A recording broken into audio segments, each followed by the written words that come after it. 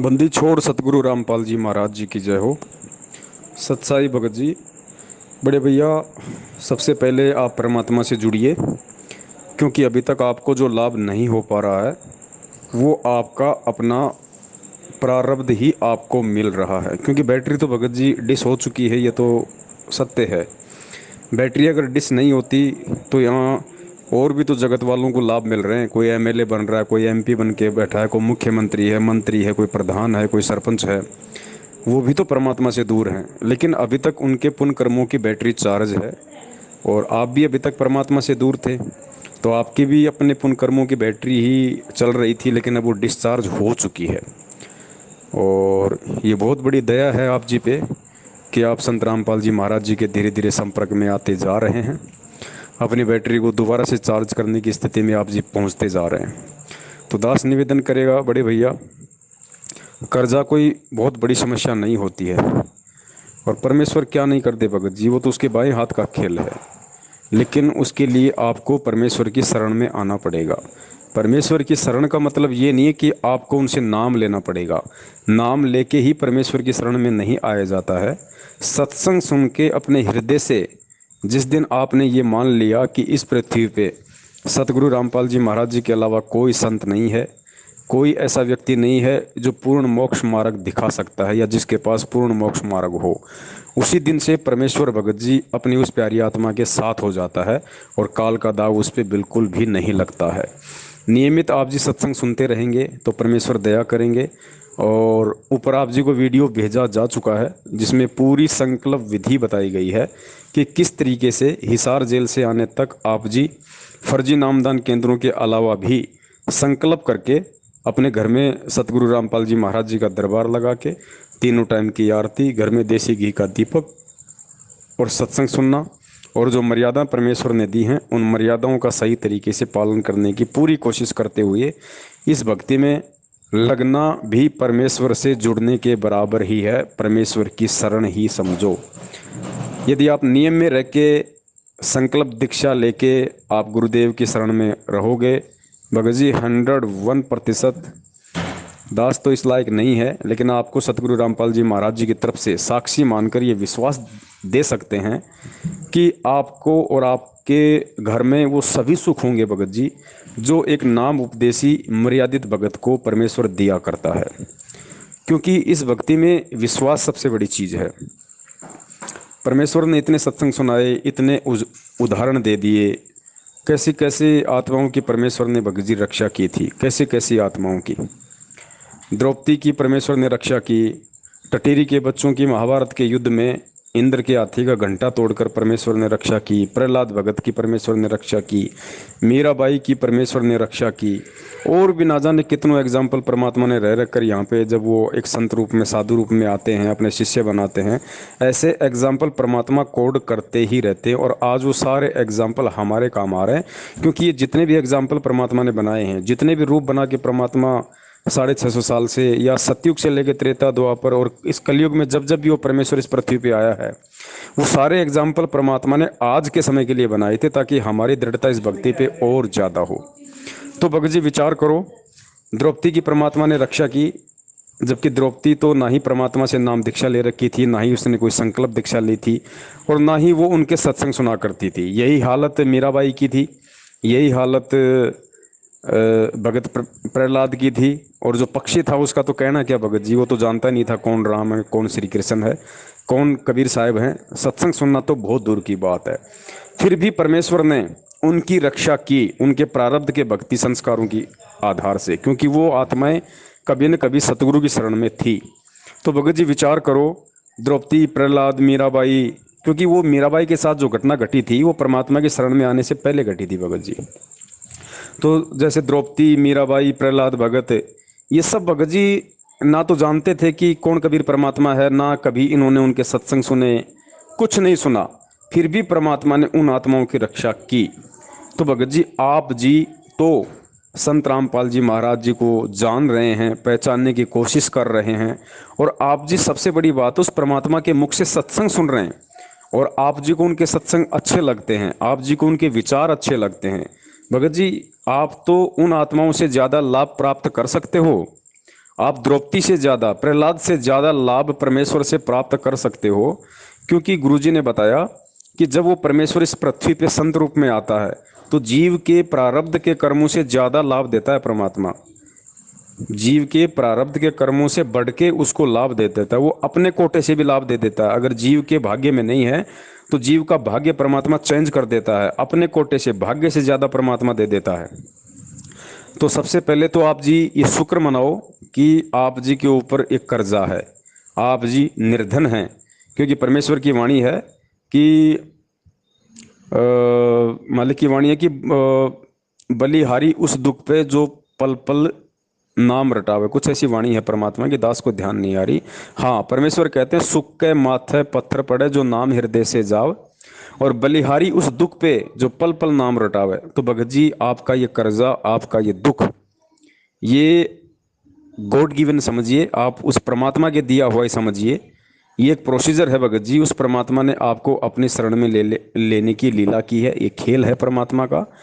और अगर आप संकल्प नाम दीक्षा लेके यदि आप परमात्मा से जुड़ जाते हैं, ऊपर का वीडियो पूरा देख के यदि आपके समझ में आ जाता है और आप परमेश्वर की शरण ग्रहण कर लेते हैं और नियमित रूप से मर्यादा में रह के यदि आप सारे काम करोगे, भगत जी कौन कहता है कि लाभ नहीं हो सकता? 100%, 101% भगत जी ये सत भक्ति है।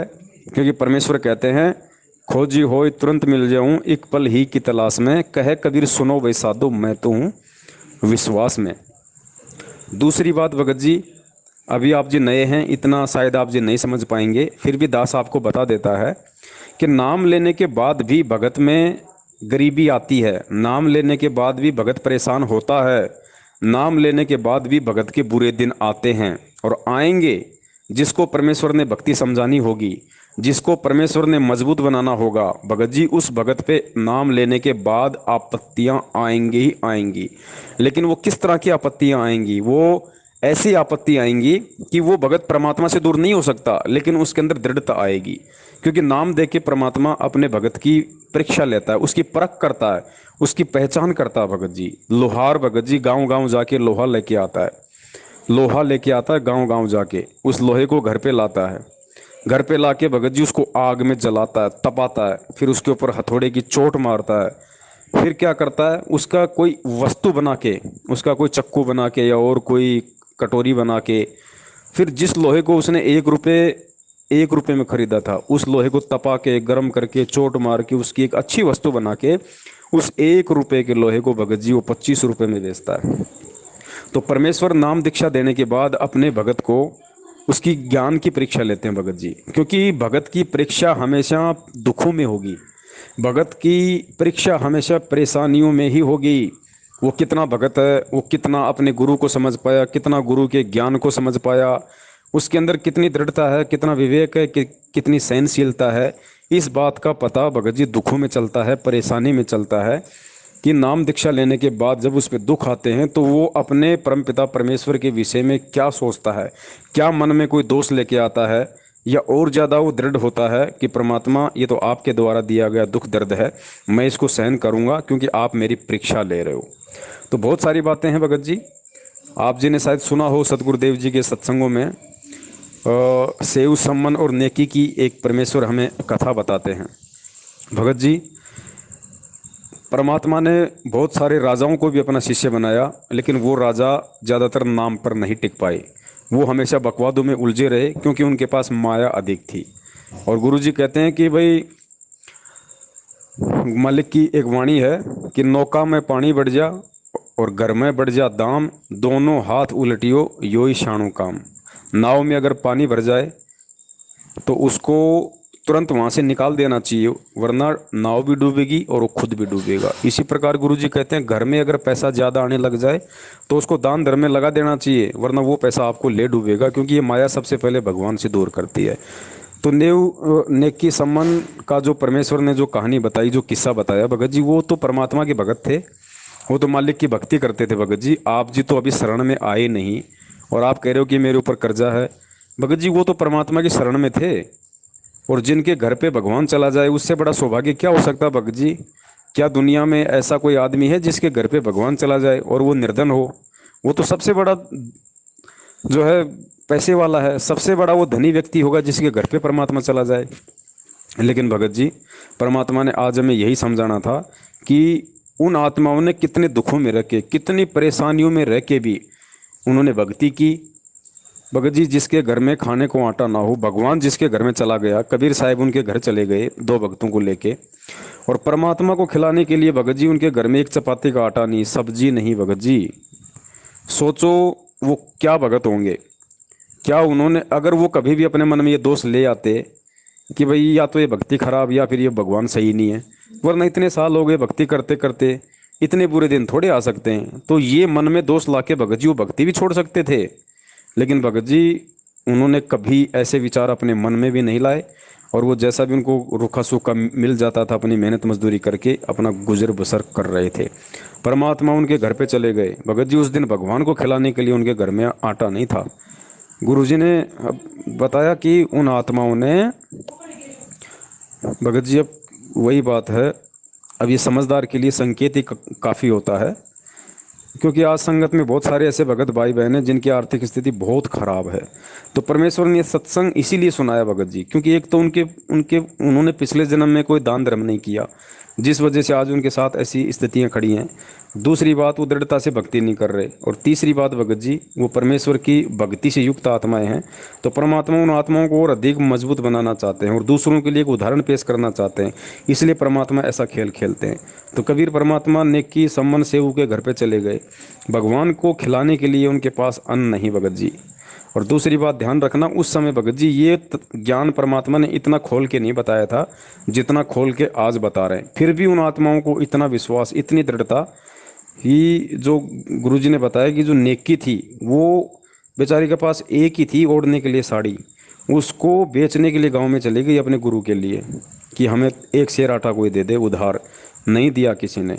अंत में भगत जी उनको क्या करना पड़ा, अपने उनका इकलौता बेटा, उस इकलौते बेटे की उनको गर्दन काटनी पड़ी, गर्दन, भगवान के लिए।